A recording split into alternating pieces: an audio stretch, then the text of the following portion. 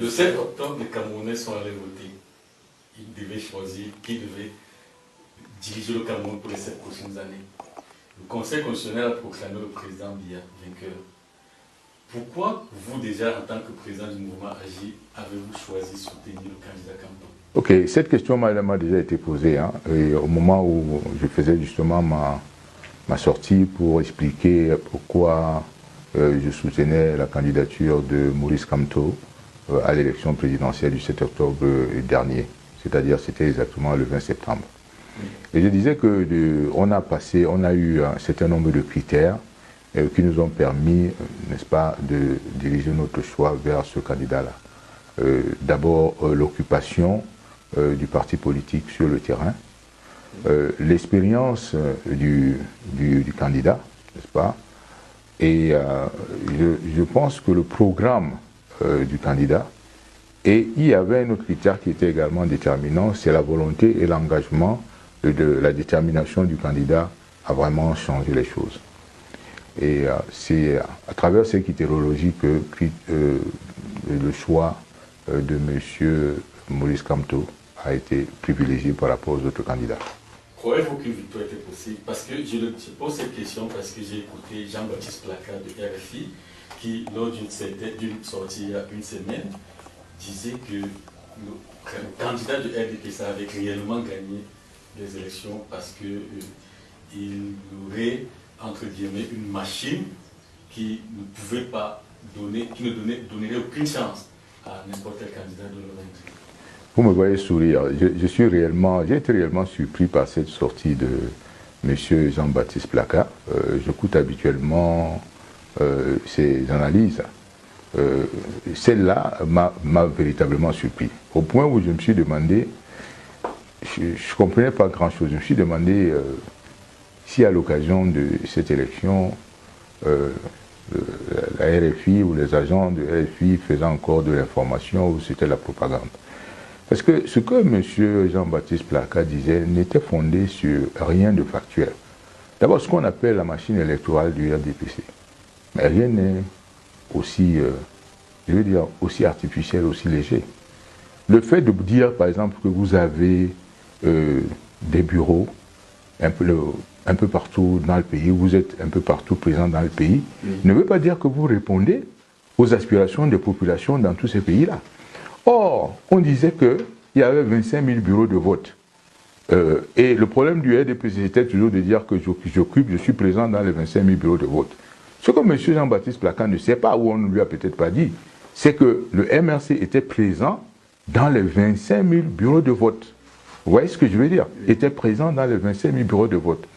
Et que pendant pratiquement 3 à 4 ans, le MRC et son candidat, Maurice Kamto, a labouré le terrain, est parti dans les contrées les plus reculées du pays pour être au contact, s'adresser aux populations.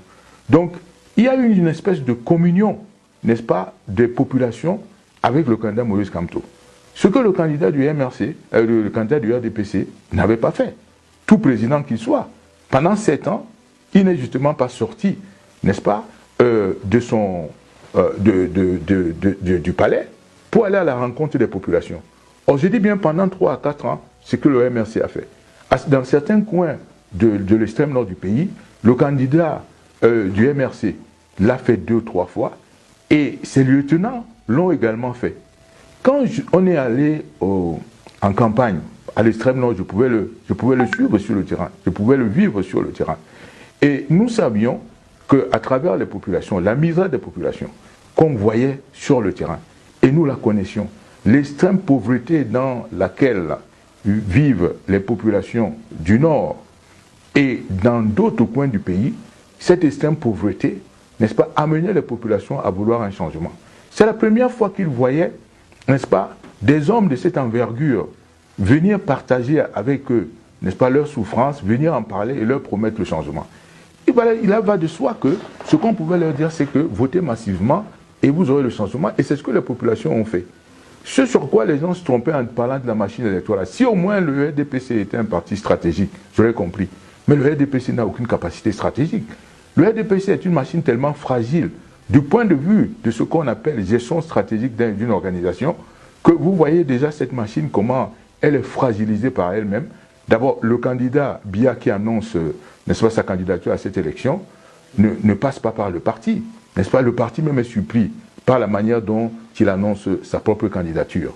Elle ne tient debout que du fait qu'il soit à la tête du pays et qu'il continue à distribuer des prébendes. Mais en termes organisationnels, si Jean-Baptiste Plaka se donnait la possibilité d'analyser, comme on dit, la gestion stratégique du RDPC, de voir si ce parti, en tant qu'organisation, a des capacités stratégiques, il se rendrait très vite compte que, au fond, c'est une organisation extrêmement fragile et extrêmement vulnérable. Donc, j'étais étonné d'apprendre, de l'entendre parler d'une machine électorale du RDP. Il ne s'agit pas de machine. Et d'ailleurs, les scores qu'on obtient, pour ceux qu'on pouvait obtenir dès le soir du 7 octobre, dans les régions du littoral, c'est-à-dire Douala et les autres villes du littoral, dans les régions du centre et de l'ouest, puisque tout le monde disposait des procès-verbaux, n'est-ce pas, tous les partis politiques participant à l'élection disposaient des procès-verbaux au soir du 7 octobre, mais tout le monde pouvait se rendre compte que Maurice Kamto avait largement gagné dans ces trois provinces. Je vais le dire parce que au soir du 7 octobre, dans la ville de Douala, c'était carrément la fête partout. Dans tous les quartiers, les gens criaient de joie parce que après le déploiement, Maurice Kamto avait gagné. Et ces mêmes personnes aujourd'hui disent à quoi tout cela aurait servi parce que au final, le RDPC est toujours là. Non, ça c'est pour ceux qui connaissent. Parce que pour beaucoup, ils se sont battus pour rien. Non, je ne pense pas. Je ne pense pas. C'est ce qu'on veut faire, croire à ceux qui ont cru en Maurice Kamto et à nous qui l'avons accompagné, n'est-ce pas? Parce que après 36 ans, n'est-ce pas, de règne sans partage, comme on le voit, vous imaginez que cette lutte peut être longue. Mais en réalité, il faut se poser la question de ceux qui disaient, parce que ça revient en fait à dire, Albert Michel, qu'il ne fallait pas aller à l'élection. Mais si on n'était pas allé à l'élection, mais le RDPC ou Paul Biya, ça en serait foutu, l'élection aurait toujours été organisée. Parce que les 20 que vous voyez là qu'on a appelés les G20, on aurait transformé ça, je ne sais pas moi, en une vingtaine de partis politiques, et on aurait dit que l'élection a été très courue parce qu'il y avait 20 ou 25 partis politiques qui ont participé. Mais nous, sur la base du changement qu'on a pu percevoir, du besoin de changement, du profond désir de changement qu'on a pu percevoir chez la population, on a dit on va à l'élection. Et effectivement, les populations nous ont donné raison. Mais le plus marquant dans l'affaire, c'est Albert Michel de se rendre compte que celui-là même qui dit qu'il a apporté la démocratie au Cameroun, truc le processus électoral qui est en fait le principal véhicule de la manifestation de la démocratie. C'est-à-dire le principal véhicule par lequel les populations expriment, n'est-ce pas, leur voix pour le choix des leaders. Parce qu'il faut vous dire une chose. Quelle est la beauté? Qu'est-ce qui fait la beauté de la démocratie? C'est le fait que vous mettiez en place un processus électoral transparent, ouvert, fiable, qui vous garantisse, n'est-ce pas, le choix de leaders compétents et légitimes, qui sont soumis à l'évaluation des populations périodiquement, des électeurs, on dit en d'autres termes, devant qui, n'est-ce pas, les élus peuvent être comptables. Mais lorsque vous détruisez, vous corrompez, vous truquez ce mécanisme, ce processus électoral, n'est-ce pas, ce n'est plus la démocratie, parce que vous n'aurez plus jamais des leaders compétents et légitimes qui rendent compte de leurs actes aux populations. Et c'est cela qui explique d'ailleurs les mauvaises performances du Cameroun, au plan économique et au plan social. Parce que le système électoral vous produit toujours des leaders qui ne sont pas légitimes, des leaders qui ne sont pas compétents, qui ne rendent pas compte aux populations. Et c'est ce qui explique, comme je viens de le dire, les piètres performances économiques et sociales du Cameroun, et particulièrement la gestion calamiteuse de la crise anglophone. C'est-à-dire que, au fond, vous pouvez ignorer complètement ce qui se passe dans les régions du nord-ouest et du sud-ouest, et continuer à vous faire élire dans ces régions-là. C'est-à-dire que les gens seraient cyniques au point où les populations victimes d'un bourreau éliraient vraiment leur bourreau. Vous voyez ce que je veux dire? C'est pour dire qu'en fait, il n'y a plus de démocratie au Cameroun. Donc, quand Nous les avons attrapés. En fait, pour nous, nous leur avons posé un piège en disant, nous sommes sûrs de gagner cette élection. Mais comme on sait qu'ils vont truquer, mais on va les confondre devant tout le monde. Vous imaginez, quand vous posez un piège à un voleur, vous savez qu'il va venir voler. Et vous lui avez posé un piège. Et lui ne se rend pas compte que vous lui avez posé un piège. Et il vient effectivement mettre la main dans le sac. Et vous l'attrapez. Au fond, qui a gagné le jeu? C'est vous. Parce qu'en fait, c'est un piège qu'on leur posait. Si on n'était pas parti aux élections, on n'aurait pas eu aujourd'hui les procès verbaux dont nous vous parlons. On ne serait pas en train de parler aujourd'hui des endroits où nous avons gagné de manière claire. On ne parlerait même pas de ce qui s'est passé dans le Grand Nord, c'est-à-dire tout le blackout qui s'est organisé là-bas, où on a chassé les représentants du MRC, n'est-ce pas, des bureaux de vote, où ils ont été brutalisés, souvent avec le concours des forces de l'ordre et des autorités administratives. Tout ça, nous l'avons aujourd'hui. Or, pire, devant le Conseil constitutionnel, vous faites des recours. Non seulement vous faites des recours où vous dites que l'élection ne s'est pas bien passée, dans des pays normaux, on aurait réorganisé le recomptage des votes à partir des PV originaux, parce qu'aux PV originaux sont joints ce qu'on appelle les bordereaux d'émargement. Donc, ils permettent véritablement de faire le recomptage des votes.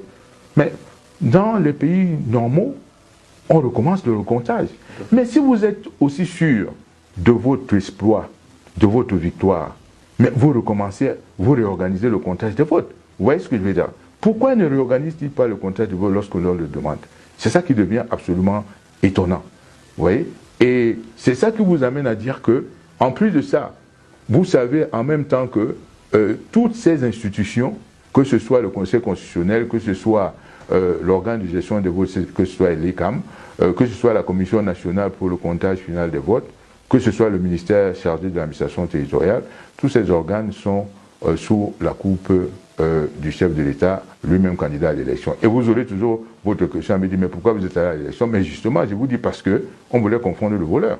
Et c'est ce qu'on a fait. Maurice Kamto, le candidat de force de l'alternance, revendique la vérité, de rétablir la vérité des urnes. Oui. Juste pour évoquer. Mais nous sommes prêts à utiliser tous les moyens de recours, à la fois juridiques et diplomatiques, n'est-ce pas, au plan international, pour que la pression se fasse, n'est-ce pas, sur ceux qui ont volé cette élection au peuple. Et quand je dis du peuple, souvent on oublie que c'est le peuple qui est souverain. Vous êtes arrivé dans une situation où vous pensez même que c'est le chef de l'État qui est souverain. Le chef de l'État n'est souverain que par délégation. Parce qu'au fond, la souveraineté appartient au peuple. Et lui ne l'est que par délégation. Donc, c'est autant de choses que le peuple est devenu conscient à travers la campagne et de plus en plus, aujourd'hui et demain, de se rendre compte qu'au fond, la victoire, c'est la leur. Et qu'on leur a volé leur victoire. Donc, autant nous comptons sur, n'est-ce pas, les moyens internationaux, autant nous comptons sur le peuple souverain qui est en train de se réveiller. Et ce réveil et cet éveil sont extrêmement, n'est-ce pas, dangereux pour les tyrans. Tout à fait. Conseiller, quand vous parlez d'éveil, on rentre directement dans la crise post-électorale. Si on doit associer à cela la crise anglophone, n'y a-t-il pas lieu d'être inquiet pour la stabilité du Cameroun? Il y a lieu d'être... Deux régions sont déjà enflammées. Si on doit encore déporter la crise de ce côté du pays ou du côté francophone, il y a raison de croire que la situation risque de devenir pire. Oui, parce que vous parlez de risque. Oui, vous parlez de risque parce qu'il y avait déjà... on était déjà en situation de crise. Oui. Mais moi, j'appelle ça la situation que nous vivons aujourd'hui après l'élection, après cette situation de crise post-électorale, ce sont des facteurs aggravants. C'est-à-dire c'est des facteurs aggravants, des facteurs d'aggravation de la crise dans laquelle nous sommes déjà. C'est-à-dire qui vont aggraver la situation de crise dans les régions anglophones et dans la région du nord-ouest et du sud-ouest.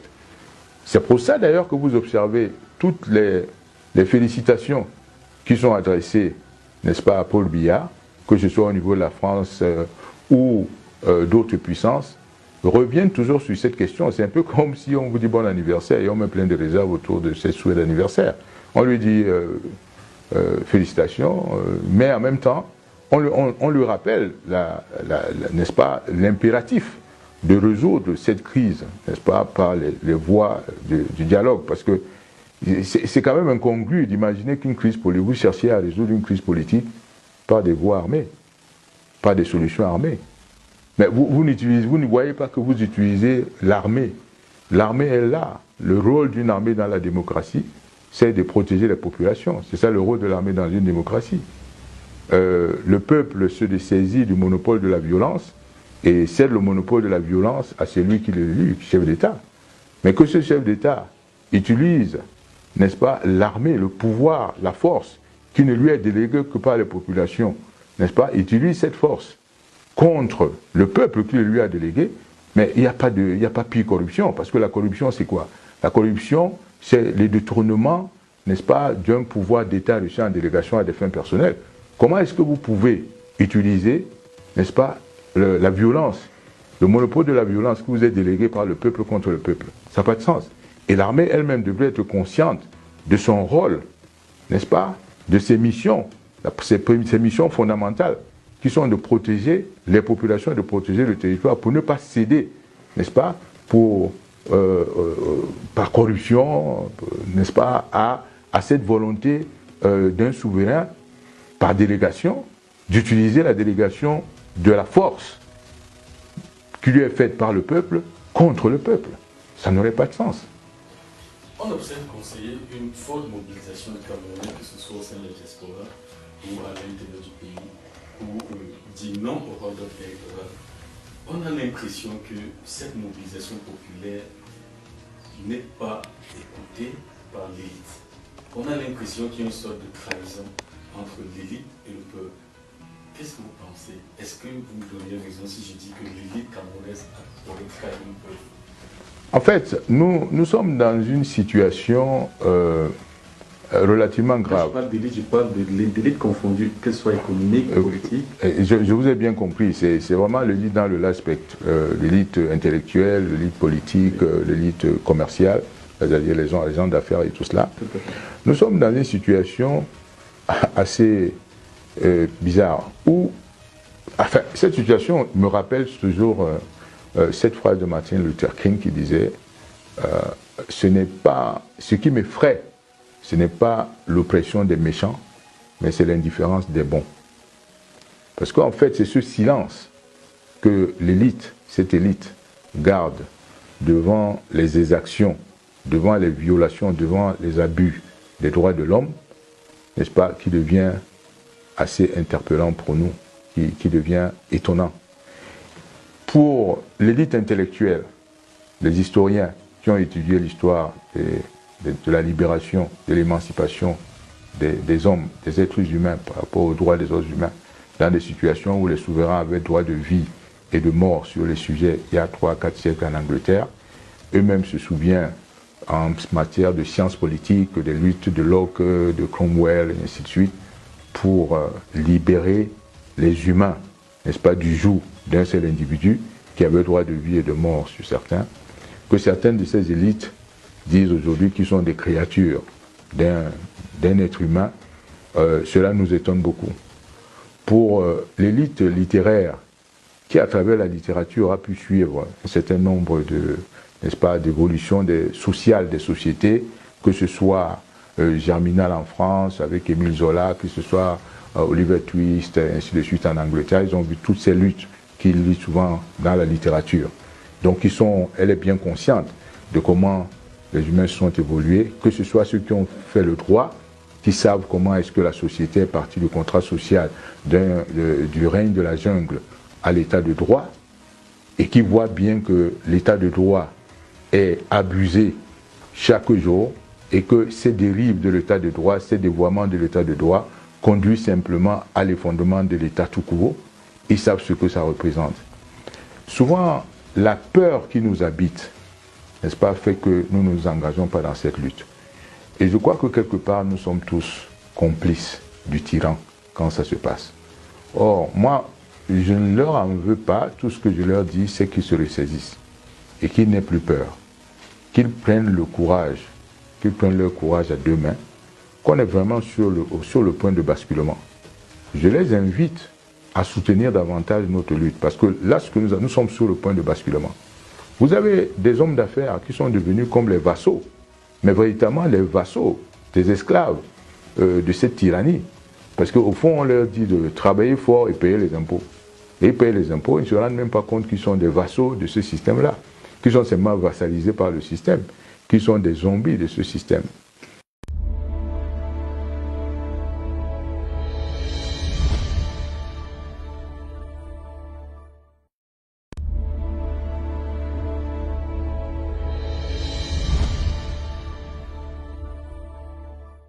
Bonsoir, bienvenue à notre traditionnel programme Entretien avec Christian Pendekoka, président du mouvement Agir.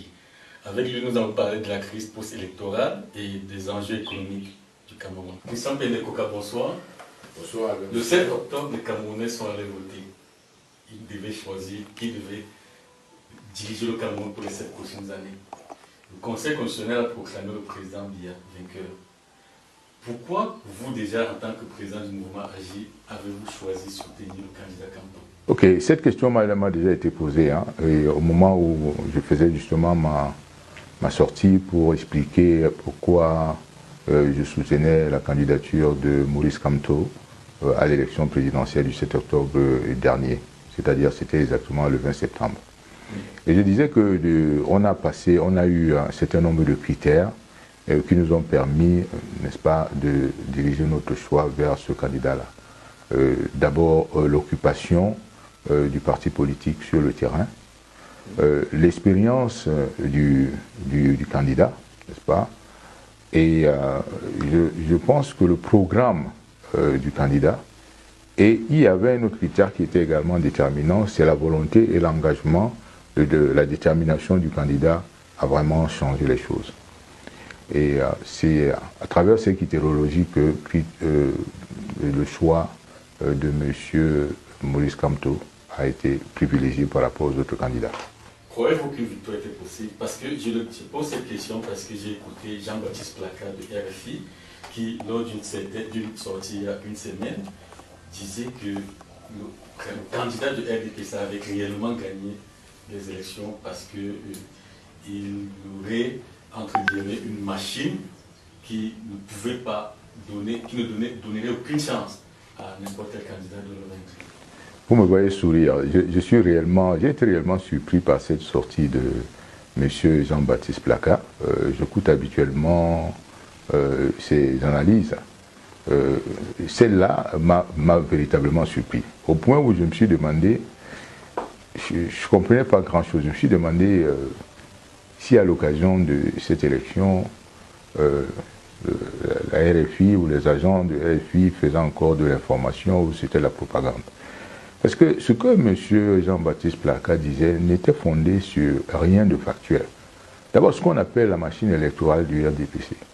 Mais rien n'est aussi, je veux dire, aussi artificiel, aussi léger.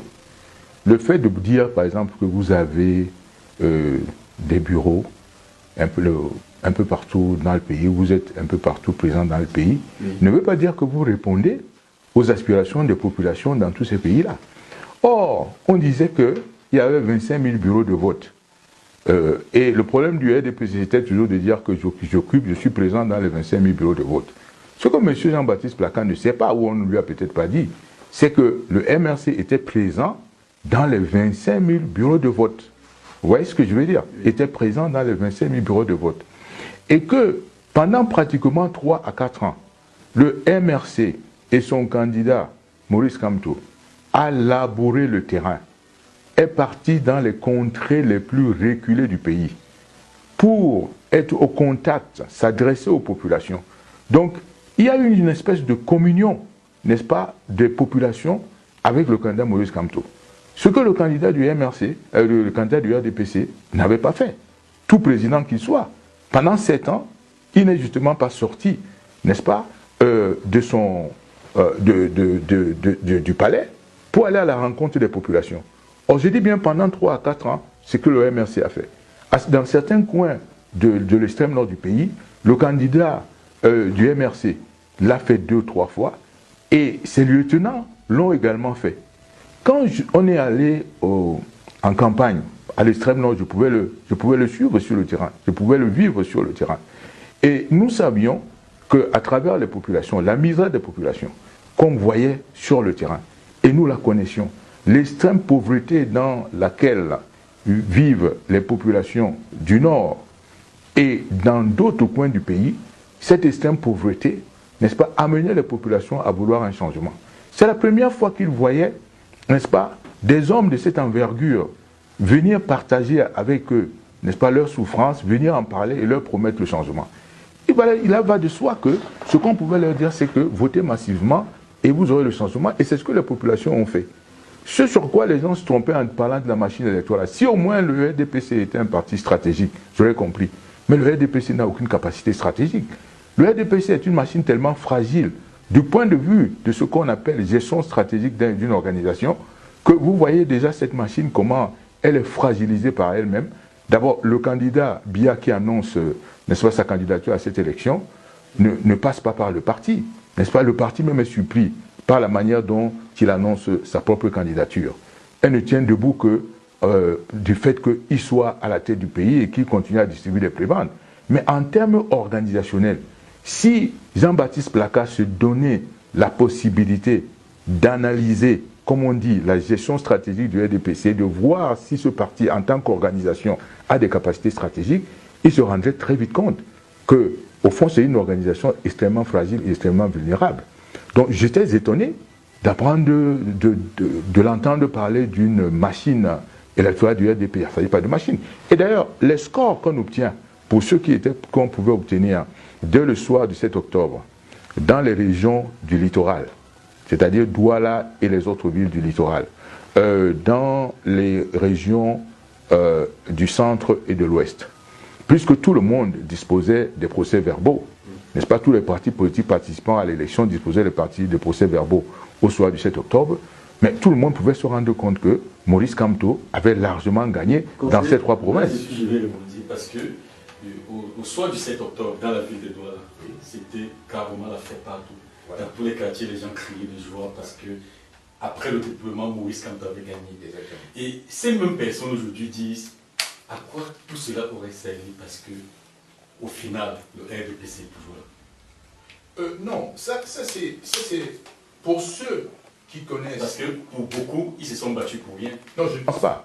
Je ne pense pas. C'est ce qu'on veut faire, croire à ceux qui ont cru en Maurice Kamto et à nous qui l'avons accompagné, n'est-ce pas? Parce que après 36 ans, n'est-ce pas, de règne sans partage, comme on le voit, vous imaginez que cette lutte peut être longue. Mais en réalité, il faut se poser la question de ceux qui disaient, parce que ça revient en fait à dire, Albin Michel, qu'il ne fallait pas aller à l'élection. Mais si on n'était pas allé à l'élection, mais le RDPC ou Paul Biya, sans cela foutu, l'élection aurait toujours été organisée. Parce que les 20 que vous voyez là qu'on a appelés les G20, on aurait transformé ça, je ne sais pas moi, en une vingtaine de partis politiques, et on aurait dit que l'élection a été très courue parce qu'il y avait 20 ou 25 partis politiques qui ont participé. Mais nous, sur la base du changement qu'on a pu percevoir, du besoin de changement, du profond désir de changement qu'on a pu percevoir chez la population, on a dit on va à l'élection. Et effectivement, les populations nous ont donné raison.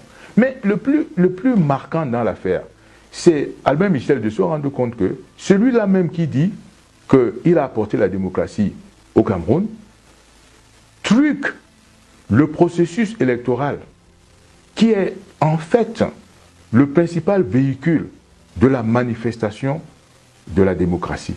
C'est-à-dire le principal véhicule par lequel les populations expriment, n'est-ce pas, leur voix pour le choix des leaders. Parce qu'il faut vous dire une chose. Quelle est la beauté? Qu'est-ce qui fait la beauté de la démocratie?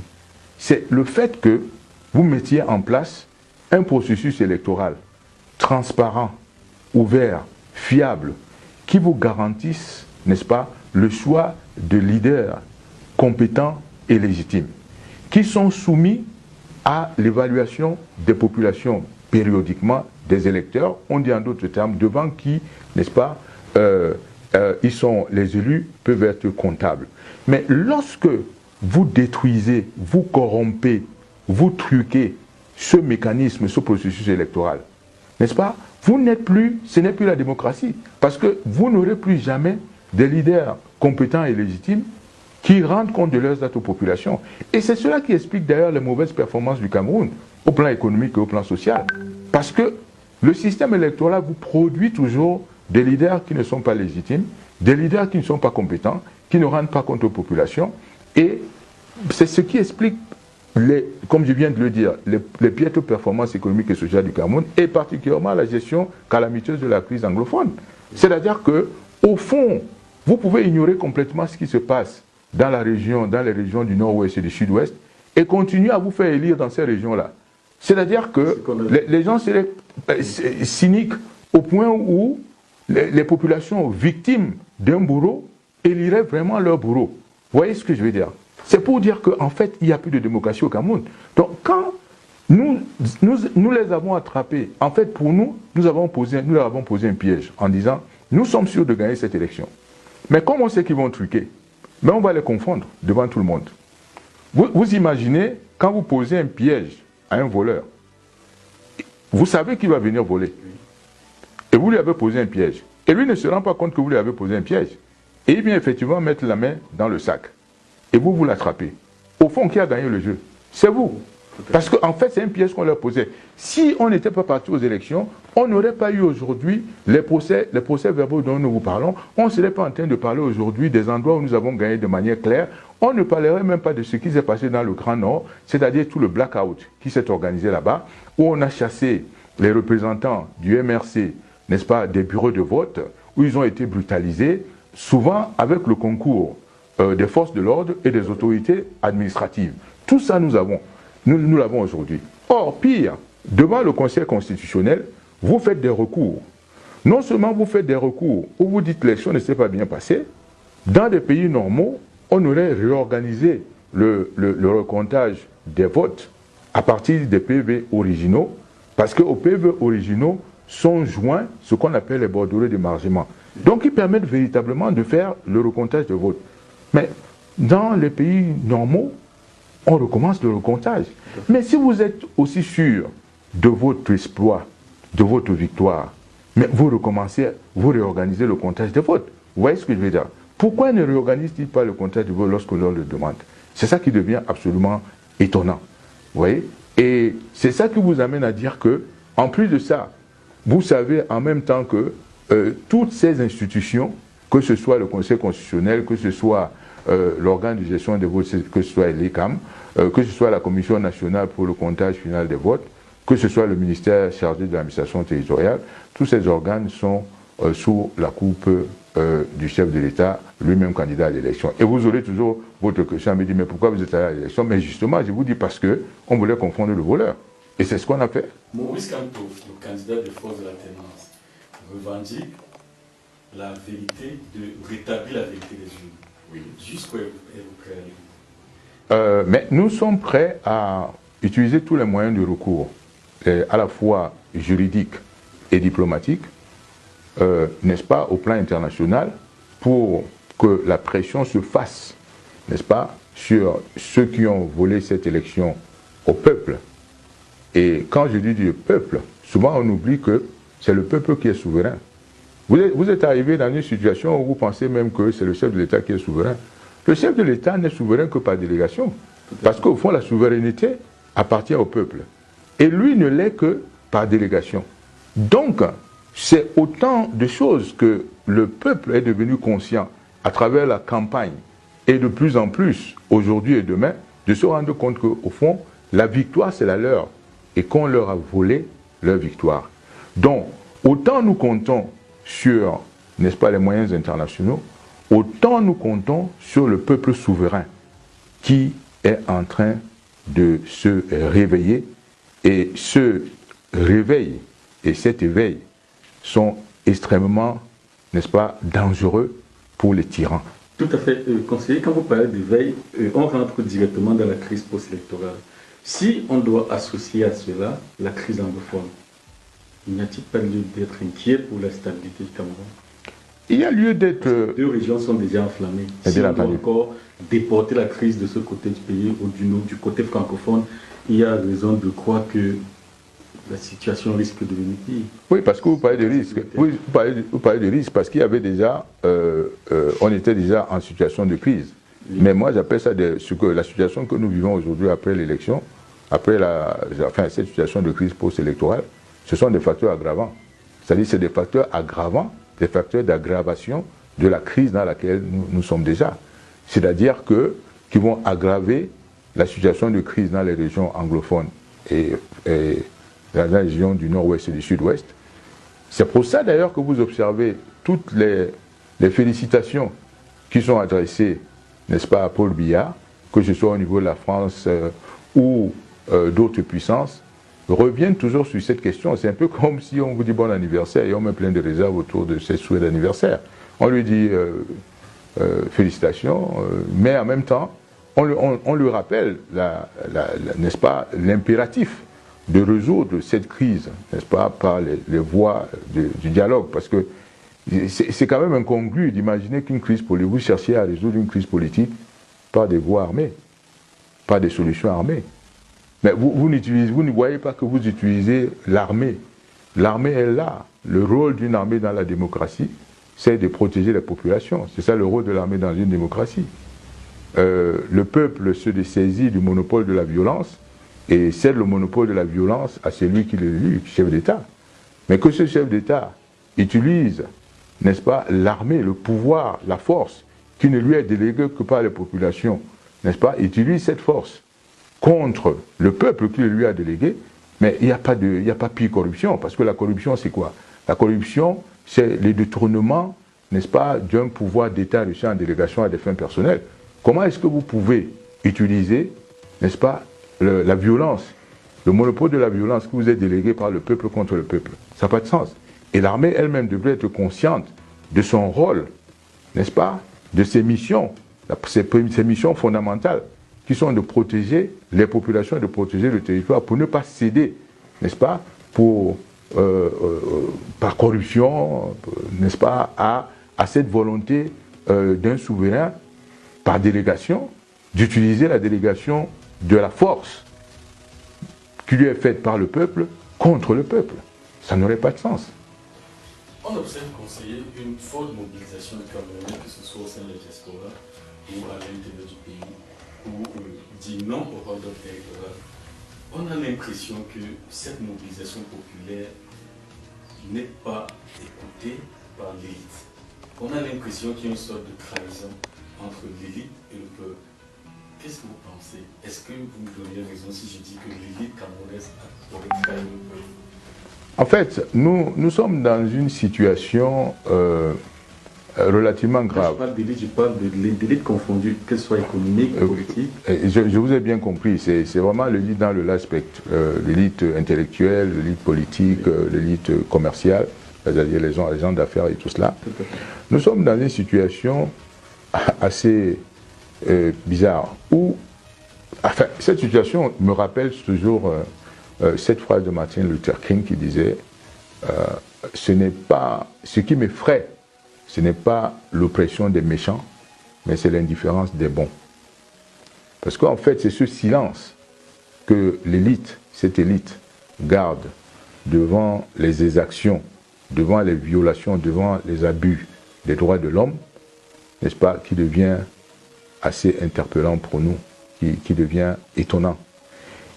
Pour l'élite intellectuelle, les historiens qui ont étudié l'histoire de la libération, de l'émancipation des hommes, des êtres humains par rapport aux droits des autres humains, dans des situations où les souverains avaient droit de vie et de mort sur les sujets il y a 3-4 siècles en Angleterre, eux-mêmes se souviennent en matière de sciences politiques, des luttes de Locke, de Cromwell, et ainsi de suite, pour libérer les humains, n'est-ce pas, du joug d'un seul individu qui avait droit de vie et de mort sur certains, que certaines de ces élites disent aujourd'hui qu'ils sont des créatures d'un être humain, cela nous étonne beaucoup. Pour l'élite littéraire, qui à travers la littérature a pu suivre un certain nombre n'est-ce pas, d'évolutions sociales des sociétés, que ce soit Germinal en France, avec Émile Zola, que ce soit Oliver Twist, ainsi de suite en Angleterre, ils ont vu toutes ces luttes qu'ils lisent souvent dans la littérature. Donc elle est bien consciente de comment les humains se sont évolués, que ce soit ceux qui ont fait le droit, qui savent comment est-ce que la société est partie du contrat social du règne de la jungle à l'état de droit, et qui voient bien que l'état de droit est abusé chaque jour, et que ces dérives de l'état de droit, ces dévoiements de l'état de droit conduisent simplement à l'effondrement de l'état tout court. Ils savent ce que ça représente. Souvent, la peur qui nous habite, n'est-ce pas, fait que nous ne nous engageons pas dans cette lutte. Et je crois que quelque part, nous sommes tous complices du tyran quand ça se passe. Or, moi, je ne leur en veux pas. Tout ce que je leur dis, c'est qu'ils se ressaisissent et qu'ils n'aient plus peur. Qu'ils prennent le courage, qu'ils prennent leur courage à deux mains, qu'on est vraiment sur le point de basculement. Je les invite à soutenir davantage notre lutte, parce que là, nous sommes sur le point de basculement. Vous avez des hommes d'affaires qui sont devenus comme les vassaux, mais véritablement les vassaux, des esclaves de cette tyrannie. Parce qu'au fond, on leur dit de travailler fort et payer les impôts. Et payer les impôts, ils ne se rendent même pas compte qu'ils sont des vassaux de ce système-là, qu'ils sont seulement vassalisés par le système, qu'ils sont des zombies de ce système.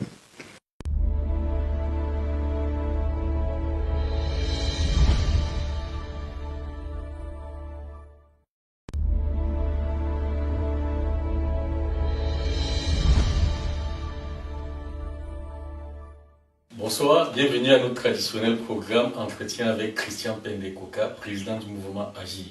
Avec lui, nous allons parler de la crise post-électorale et des enjeux économiques du Cameroun. Christian Pendekoka, bonsoir. Bonsoir. Le 7 octobre, les Camerounais sont allés voter. Ils devaient choisir qui devait diriger le Cameroun pour les 7 prochaines années. Le Conseil constitutionnel a proclamé le président Biya vainqueur. Pourquoi vous, déjà, en tant que président du mouvement Agir, avez-vous choisi de soutenir le candidat Kamto? Ok, cette question m'a déjà été posée, hein, et au moment où je faisais justement ma sortie pour expliquer pourquoi je soutenais la candidature de Maurice Kamto à l'élection présidentielle du 7 octobre dernier, c'est-à-dire c'était exactement le 20 septembre. Et je disais que on a eu un certain nombre de critères qui nous ont permis, n'est-ce pas, de diriger notre choix vers ce candidat-là. D'abord, l'occupation du parti politique sur le terrain, l'expérience du candidat, n'est-ce pas, et je pense que le programme du candidat, et il y avait un autre critère qui était également déterminant, c'est la volonté et l'engagement de la détermination du candidat à vraiment changer les choses. Et c'est à travers cette critérologie que le choix de M. Maurice Kamto a été privilégié par rapport aux autres candidats. Ouais. M. Jean-Baptiste Plaka, j'écoute habituellement ses analyses. Celle-là m'a véritablement surpris. Au point où je me suis demandé, je ne comprenais pas grand-chose, je me suis demandé si à l'occasion de cette élection, la RFI ou les agents de RFI faisaient encore de l'information ou c'était la propagande. Parce que ce que M. Jean-Baptiste Plaka disait n'était fondé sur rien de factuel.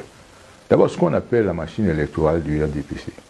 Mais rien n'est aussi, je veux dire, aussi artificiel, aussi léger.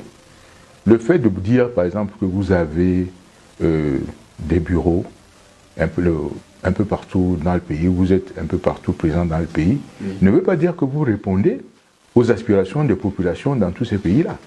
Or, on disait qu'il y avait 25 000 bureaux de vote. Et le problème du RDPC, c'était toujours de dire que je suis présent dans les 25 000 bureaux de vote. Ce que M. Jean-Baptiste Plaka ne sait pas, ou on ne lui a peut-être pas dit, c'est que le MRC était présent dans les 25 000 bureaux de vote. Vous voyez ce que je veux dire? Était présent dans les 25 000 bureaux de vote. Et que pendant pratiquement 3 à 4 ans, le MRC et son candidat, Maurice Kamto, a labouré le terrain, est parti dans les contrées les plus reculées du pays pour être au contact, s'adresser aux populations. Donc, il y a eu une espèce de communion, n'est-ce pas, des populations avec le candidat Maurice Kamto. Ce que le candidat du MRC, le candidat du RDPC n'avait pas fait. Tout président qu'il soit. Pendant 7 ans, il n'est justement pas sorti, n'est-ce pas, du palais pour aller à la rencontre des populations. Or, je dis bien pendant 3 à 4 ans, c'est que le MRC a fait. Dans certains coins de l'extrême nord du pays, le candidat du MRC l'a fait 2 ou 3 fois et ses lieutenants l'ont également fait. Quand on est allé en campagne à l'extrême nord, je pouvais le suivre sur le terrain, je pouvais le vivre sur le terrain. Et nous savions qu'à travers les populations, la misère des populations qu'on voyait sur le terrain, et nous la connaissions, l'extrême pauvreté dans laquelle vivent les populations du Nord et dans d'autres coins du pays, cette extrême pauvreté, n'est-ce pas, amenait les populations à vouloir un changement.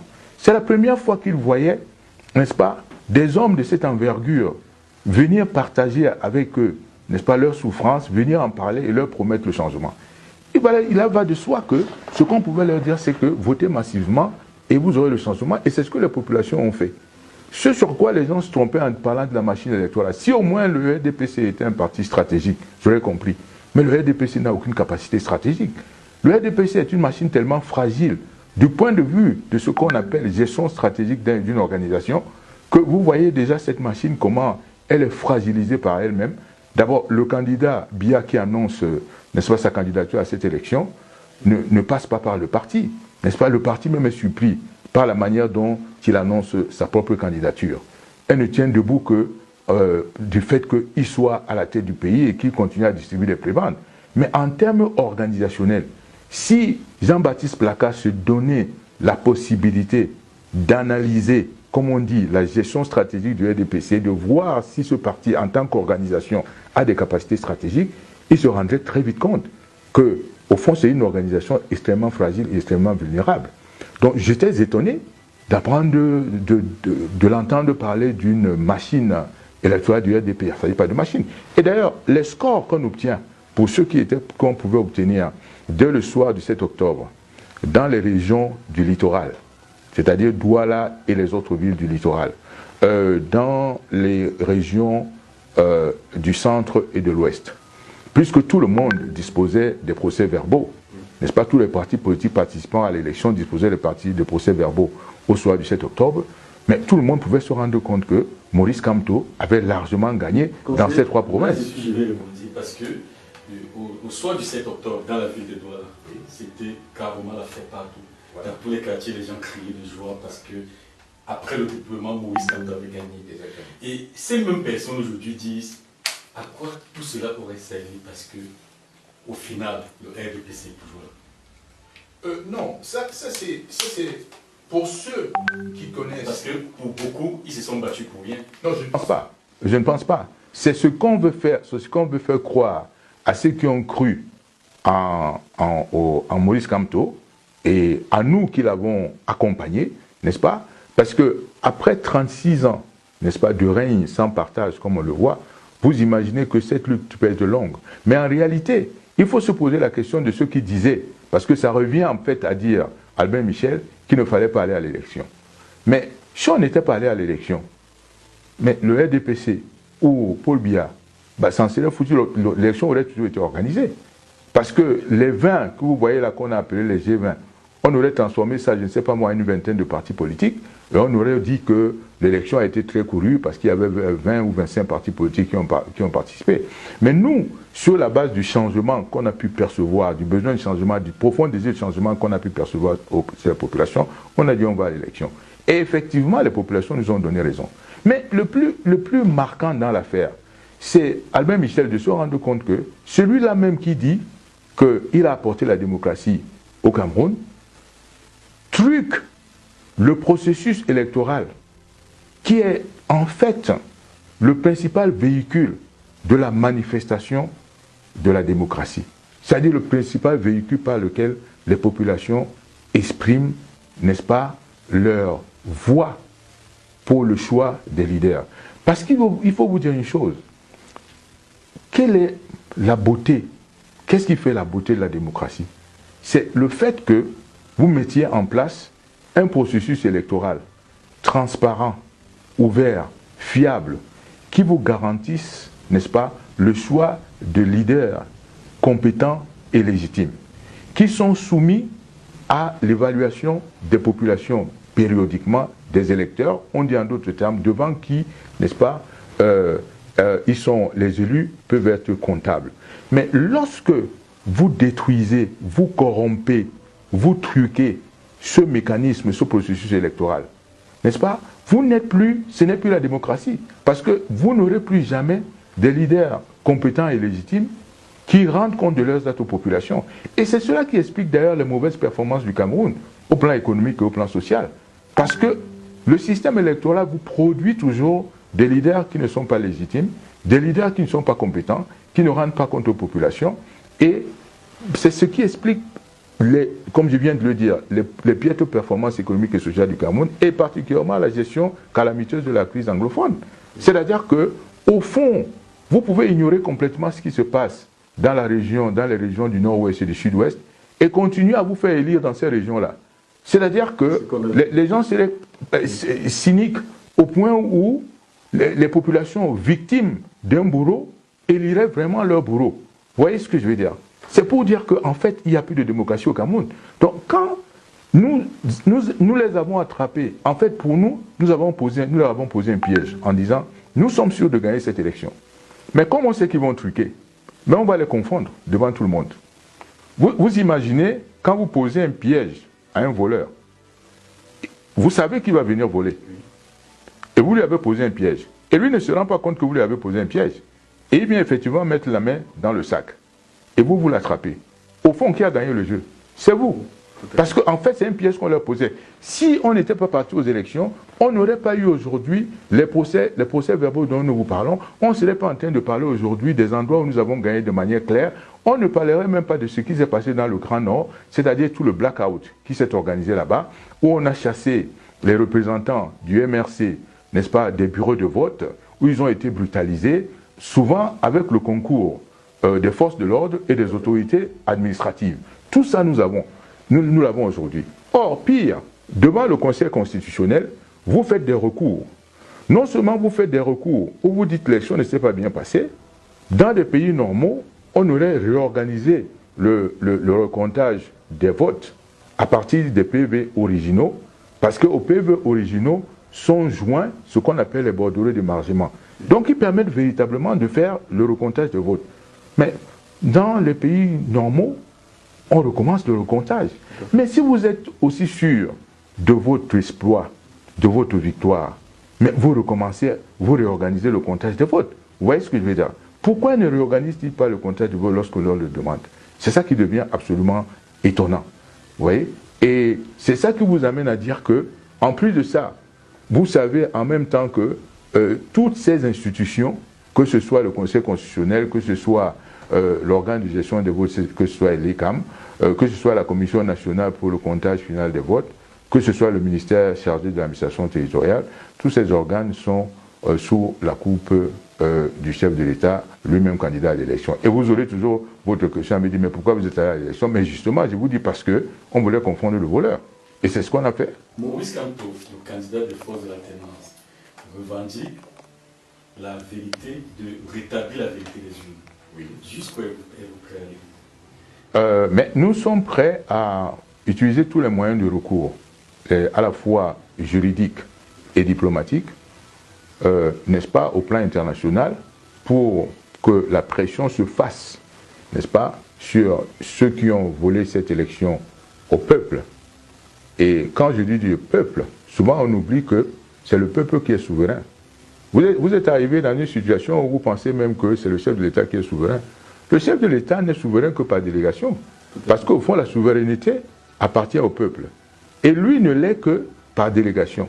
Donc, c'est autant de choses que le peuple est devenu conscient à travers la campagne et de plus en plus, aujourd'hui et demain, de se rendre compte qu'au fond, la victoire, c'est la leur. Et qu'on leur a volé leur victoire. Donc, autant nous comptons sur, n'est-ce pas, les moyens internationaux, autant nous comptons sur le peuple souverain qui est en train de se réveiller. Et ce réveil et cet éveil sont extrêmement, n'est-ce pas, dangereux pour les tyrans. Tout à fait. Conseiller, quand vous parlez d'éveil, on rentre directement dans la crise post-électorale. Si on doit associer à cela la crise anglophone, n'y a-t-il pas lieu d'être inquiet pour la stabilité du Cameroun? Il y a lieu d'être... Deux régions sont déjà enflammées. Eh Si bien on doit entendu. encore déporter la crise de ce côté du pays ou du côté francophone, il y a raison de croire que la situation risque de devenir pire. Oui, parce que vous parlez de risque. Oui, vous parlez de risque parce qu'il y avait déjà... on était déjà en situation de crise. Oui. Mais moi, j'appelle ça la situation que nous vivons aujourd'hui après l'élection, après cette situation de crise post-électorale, ce sont des facteurs aggravants. C'est-à-dire c'est des facteurs aggravants, des facteurs d'aggravation de la crise dans laquelle nous sommes déjà. C'est-à-dire qui vont aggraver la situation de crise dans les régions anglophones et dans les régions du nord-ouest et du sud-ouest. C'est pour ça d'ailleurs que vous observez toutes les félicitations qui sont adressées, n'est-ce pas, à Paul Biya, que ce soit au niveau de la France ou d'autres puissances, reviennent toujours sur cette question. C'est un peu comme si on vous dit bon anniversaire et on met plein de réserves autour de ces souhaits d'anniversaire. On lui dit félicitations, mais en même temps, on lui rappelle, n'est-ce pas, l'impératif de résoudre cette crise, n'est-ce pas, par les voies du dialogue. Parce que c'est quand même incongru d'imaginer qu'une crise politique, vous cherchiez à résoudre une crise politique par des voies armées, par des solutions armées. Mais vous ne voyez pas que vous utilisez l'armée. L'armée est là. Le rôle d'une armée dans la démocratie, c'est de protéger la population. C'est ça le rôle de l'armée dans une démocratie. Le peuple se dessaisit du monopole de la violence et cède le monopole de la violence à celui qui l'élit, chef d'État. Mais que ce chef d'État utilise, n'est-ce pas, l'armée, le pouvoir, la force, qui ne lui est déléguée que par les populations, n'est-ce pas, utilise cette force contre le peuple qui le lui a délégué, mais il n'y a pas pire corruption, parce que la corruption, c'est quoi? La corruption, c'est les détournements, n'est-ce pas, d'un pouvoir d'État reçu en délégation à des fins personnelles. Comment est-ce que vous pouvez utiliser, n'est-ce pas, la violence, le monopole de la violence que vous êtes délégué par le peuple contre le peuple? Ça n'a pas de sens. Et l'armée elle-même devrait être consciente de son rôle, n'est-ce pas, de ses missions, ses missions fondamentales, qui sont de protéger les populations et de protéger le territoire pour ne pas céder, n'est-ce pas, par corruption, n'est-ce pas, à cette volonté d'un souverain, par délégation, d'utiliser la délégation de la force qui lui est faite par le peuple contre le peuple. Ça n'aurait pas de sens. On observe, conseiller, une forte mobilisation du Cameroun, que ce soit au sein de la diaspora ou à l'intérieur du pays, ou dit non au rôle électoral. On a l'impression que cette mobilisation populaire n'est pas écoutée par l'élite. On a l'impression qu'il y a une sorte de trahison entre l'élite et le peuple. Qu'est-ce que vous pensez? Est-ce que vous me donnez raison si je dis que l'élite camerounaise aurait trahi le peuple?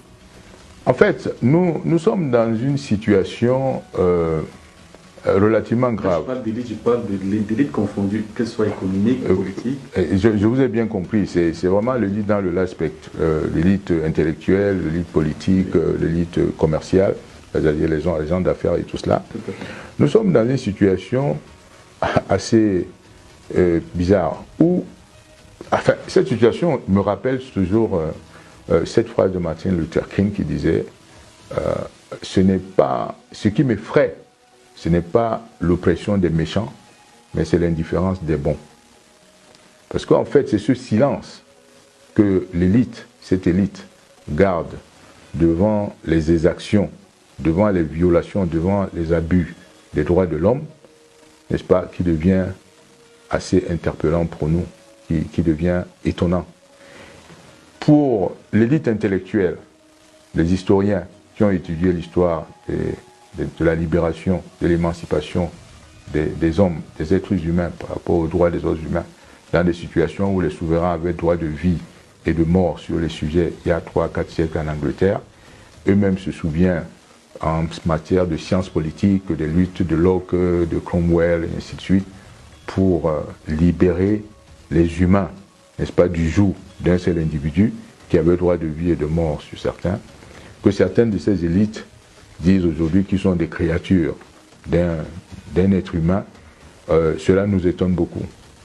Pour l'élite littéraire qui à travers la littérature a pu suivre un certain nombre de, n'est-ce pas, d'évolutions sociales des sociétés, que ce soit Germinal en France avec Émile Zola, que ce soit Oliver Twist, et ainsi de suite en Angleterre. Ils ont vu toutes ces luttes qu'ils lisent souvent dans la littérature.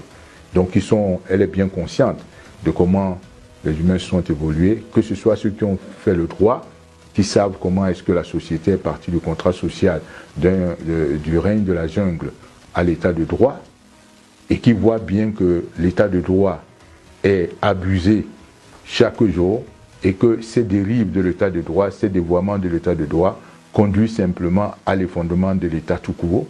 Ils savent ce que ça représente. Souvent, la peur qui nous habite, n'est-ce pas, fait que nous ne nous engageons pas dans cette lutte.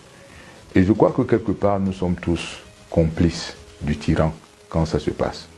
Or, moi, je ne leur en veux pas. Tout ce que je leur dis, c'est qu'ils se ressaisissent et qu'ils n'aient plus peur. Qu'ils prennent le courage, qu'ils prennent leur courage à deux mains, qu'on est vraiment sur le point de basculement.